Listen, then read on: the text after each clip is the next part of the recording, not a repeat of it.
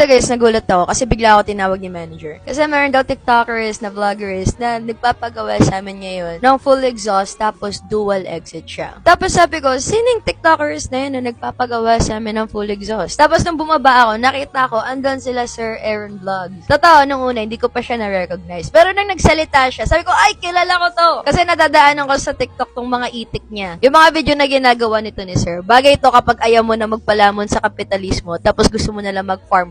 So yun nga, habang ginagawa tong full exhaust nito ni Sir, sabi ko, Sir, pwede ka ba ma-interview? But the thing is, ang bilis natapos ng full exhaust niya, even though dual exit. Kasi, meron na kami nakahandang pattern para sa FB and FB. Sinasabi kong mabilis kasi to be fair, kadalasan, kapag full exhaust, mga 8 to 12 hours namin siya ginagawa. Pero to be fair, ilang oras pa rin talaga naghintay sila Sir dito sa shop. Sadyang nang dumating ako, malapit na din kasi matapos yung full exhaust na to ni Sir. Alam nyo ba, sabi na to ni Sir, buti na lang daw. Nung nag-inquire daw siya sa FB page namin, buti na